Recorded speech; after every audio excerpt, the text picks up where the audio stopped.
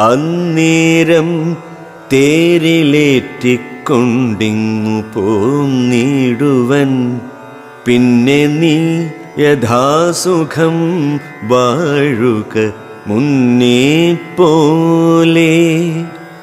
ഒന്നിനി മറുത്തു നീയുര ചെയ്യുന്നതാകിൽ എന്നുടെ വാൾക്കൂണാക്കിയിടുന്നതുണ്ടിന്നു തന്നെ എന്നതു കേട്ടു വിചാരിച്ചിതു മാരീചനും.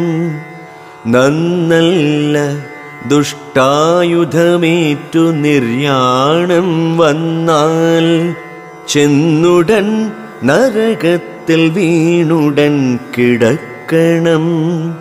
പുണ്യസഞ്ചയം കൊണ്ടു മുക്തനായി വരുമൽ